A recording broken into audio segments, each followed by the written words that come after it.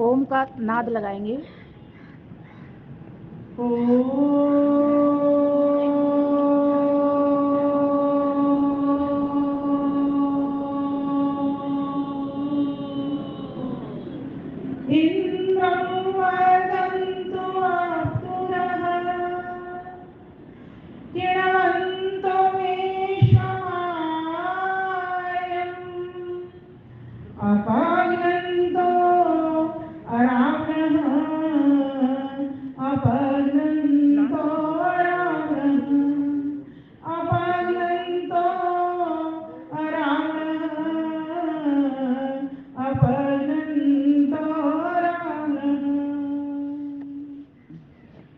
राम का मंदिर तो बन गया है, अब हमें क्या करना है, इस विषय को थोड़ा सा मैं लूंगी और एक भजन भी आपको, अपनी रचना भी आपको सुनाऊंगी।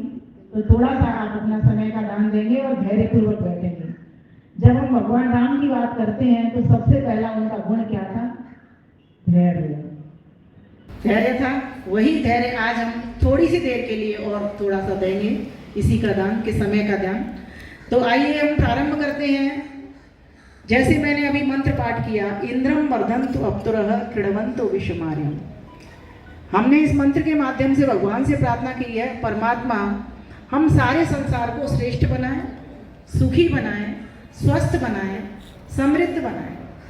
ये कैसे होगा? लेकिन संभव कब होगा? जब सज्जन शक्तियां बढ़ेंगी और दुर्जन शक्तियां हटेंगी। दुर्जन शक्तियों का नाश होगा और सज्जन शक्तियों का बढ़ाव होगा, वृद्धि होगी, उनकी सुरक्षा होगी। राम जी ने यही संकल्प तो लिया था।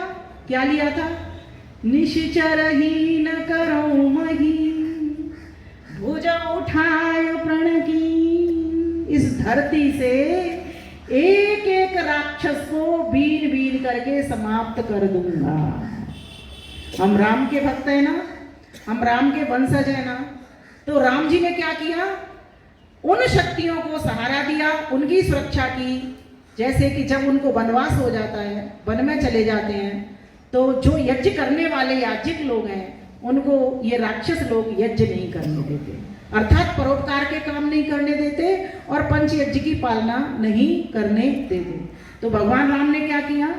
विश्वामित्र जब उनको लेने के लिए आए, इसलिए ही लेकर के आए कि भगवान राम के भीतर वे प्रतिभाएं हैं, वे गुण हैं जो एक सामान्य मनुष्य से विशेष मानव उनको बनाती हैं। विशेष पुरुष इसलिए तो वो भगवान कहलाए। हम उनको भगवान क्यों कहते हैं? इसलिए ही भगवान कहते हैं कि भग को उन्होंने धारण किया। जैसे जो धन जिसके पास हो धनवान, ज्ञान जिसके पास हो ज्ञानवान, धर्म जिसके पास हो धर्मवान, जिसके पास जो चीज हो उसके वान हम उसमें लगा देते हैं। तो ईश्वर परम पिता परमेश्वर ने जो भगवान की उपाधि थी वो ऐसे ही महान पुरुषों को दे दी। जैसे भगवान राम, भगवान कृष्ण, क्या भग था उनके पास? उनके पास भग ये था कि उनके पास आध्यात्मिक ऐश्वर्य भी था तो भौतिक ऐश्वर्य भी था। वे तो एक राजा के बेटे थे, राजमहल के सुखों को भोगने वाले थे, लेकिन आध्यात्मिक ऐश्वर्य होने के साथ ही साथ उन्होंने क्या किया कि उन्होंने आध्यात्मिक ऐश्वर्य को ऊपर उठा दिया, अपने को बढ़ा दिया, भौतिक ऐश्वर्य को उन्होंने नीचे रख दिया। जब उनको राजगद्दी का ऑर्डर आता है कि तुमको आज राजमुकुट पहना दिया जाएगा, राजा बना दिया जाएगा, तो बहुत अधिक हर्षित नहीं हो रहे हैं वो। और जैसे ही दूसरा दिन होता है उनको ऑर्डर आ जाता है, कैकेयी माँ की इच्छा थी कि मेरे बेटे को राजगद्दी मिले और उनको राम जी को 14 वर्ष का वनवास मिले। तो जैसे ही वनवास का ऑर्डर आता है दूसरे दिन, तब भी उनको कोई चेहरे पर शिकन नहीं है। क्या है ये बता रहा है कि उनका आध्यात्मिक ऐश्वर्य कितना बड़ा हुआ है। अगर उनका भौतिक ऐश्वर्य ही बड़ा होता अकेला, आध्यात्मिक ऐश्वर्य उनके पास नहीं होता। आध्यात्मिक ऐश्वर्य क्या? विवेक, वैराग्य, यही तो आध्यात्मिक ऐश्वर्य है। आज आदमी के पास ज्ञान तो हो रहा है, लेकिन वो विवेक नहीं है जो आध्यात्मिक होना चाहिए। पता लगना चाहिए कि संसार की वस्तुएं नश्वर हैं। आज धन है, दौलत है, कल ये नहीं रहेगी, छूट जाने वाला है। ये शरीर भी हमारा यहाँ रहने वाला नहीं है। ये राम जी को विवेक था। राम जी को विवेक क्यों हुआ? क्योंकि वे गुरुकुल में पढ़े थे। और आज की शिक्षा पद्धति क्या है? आज की शिक्षा पद्धति कॉन्वेंट स्कूलों की है। ई स्कूल अर्थात ईसा कुल। आज गुरुकुल नहीं है, आज विद्या के मंदिर नहीं है। तो इसीलिए घर घर से राम पैदा नहीं हो रहे। अगर हम चाहते हैं कि एक जैसे राम मंदिर बनाए, एक वो तो एक प्रतीक है घर घर में राम बनाने के लिए, घर घर में राम बनाने के लिए वो एक मात्र प्रतीक मात्र है वो। हम सभी के घर से राम, लेकिन राम आएंगे कैसे? नेपोलियन ने कहा था अगर तुम मुझे 100 माताएं कौशल्या ला करके दे दोगे तो ये राष्ट्र आपका राममय हो सकता है। लेकिन आज माताएं कौशल्या है क्या? कौशल्या कैसी थी? सोचो कैसी थी कौशल्या? कैकेयी बाद में आई है या पहले आई? बाद में आई है। जब राजा की संतान नहीं हुई तो उन्होंने सुमित्रा से विवाह किया, उसके भी संतान नहीं हुई तो कैकेयी से विवाह किया, है ना। और जब तीनों की संतान नहीं की हुई तो उन्होंने पुत्रेष्टि यज्ञ किया, पुत्रेष्टि यज्ञ किया ना। ये हमारे संस्कार है, हमारी सारी व्यवस्था जितने भी संस्कार हैं वे सभी के सभी यज्ञ से बंधे हुए हैं। जिसको पुत्र की इच्छा हो या पुत्रियों की इच्छा हो, जिनके घर में संतान नहीं होती हो, वे क्या करें? यज्ञ किया करें। ये कौशल्या माँ और राजा दशरथ हमको संदेश दे रहे हैं। तो उन्होंने, उनका यज्ञ किसने कराया था?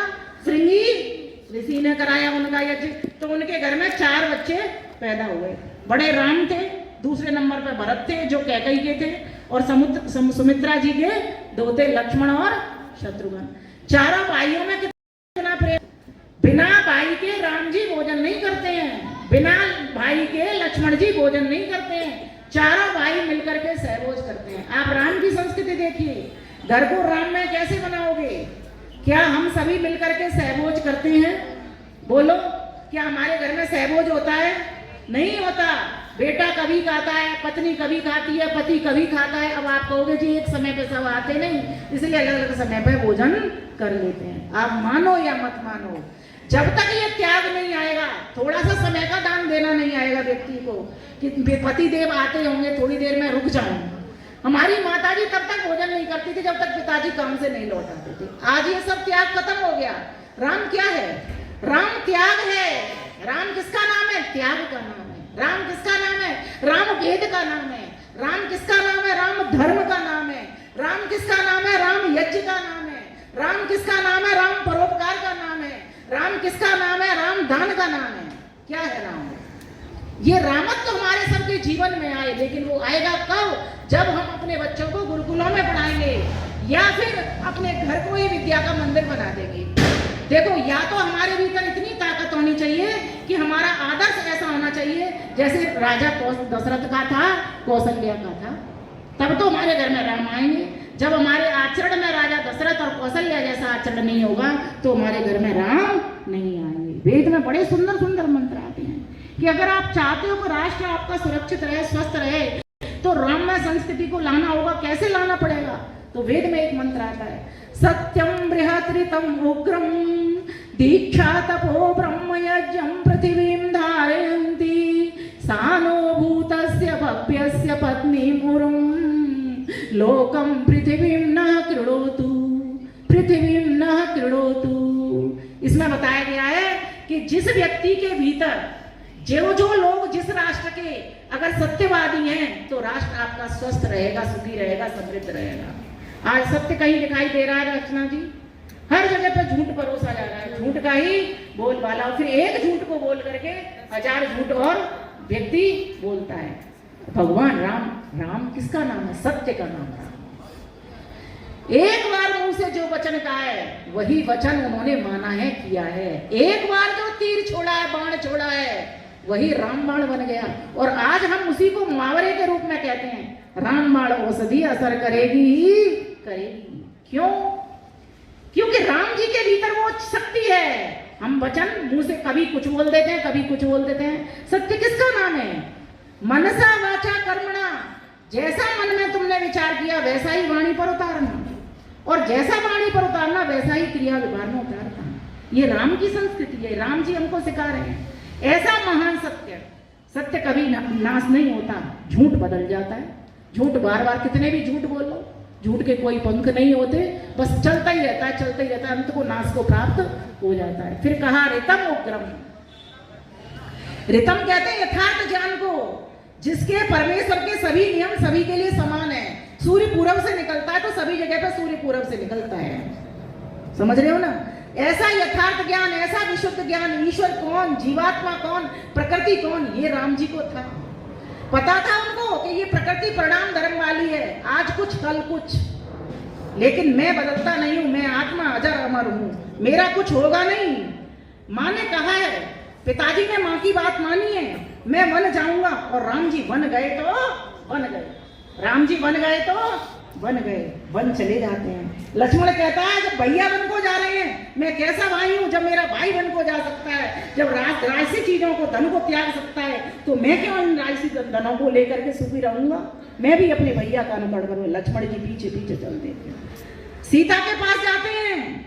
सीता जी कहती है मैं भी तो आपके साथ चल सकती हूँ। समय की अपनी सीमा है, वेद मंत्र बहुत कुछ बता रहा है, पहले बहुत बड़ा कार्यक्रम हो गया है, लेकिन मैं बस थोड़ी सी बात कह करके अपनी वाणी को विराम दूंगी, क्योंकि समय वास्तव में बहुत तीव्र गति के साथ बढ़ रहा है, इसको भी हमें पकड़ना होगा।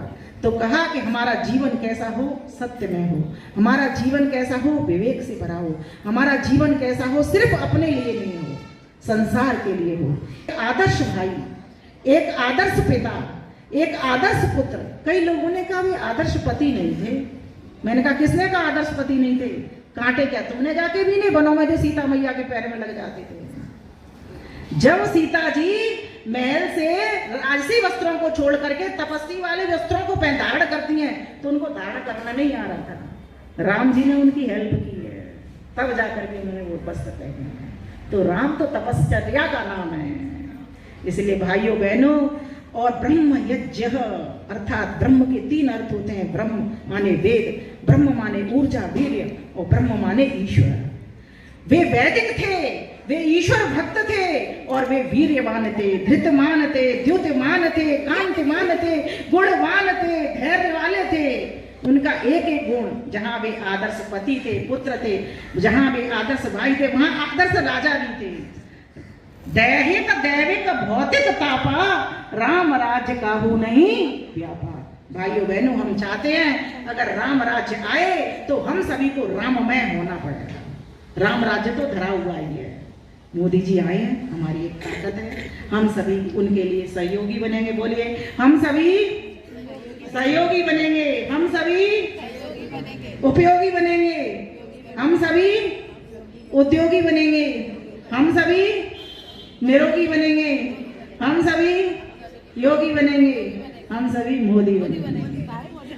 वंदे वंदे वंदे भारत माता की, भारत माता की, भारत माता की जय।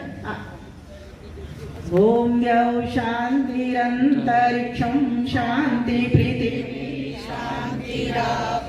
शांतिरोषधय शांति वनस्पतय शांतिर्विश्वे देव शांतिर्ब्रह्म शांति सर्वं शांति शांतिरेव शांति सा मा शांतिरेधि। ओम शांति शांति शांति। जो बोले सो वे सत्य सनातन वैदिक धर्म।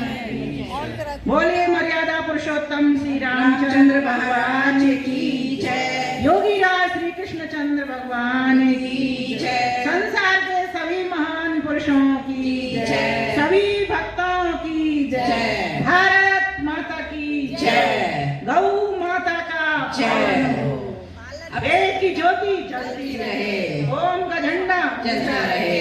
अब सब मिलके एक बार राम नाम की 108 माला का जाप करेंगे समापन के साथ।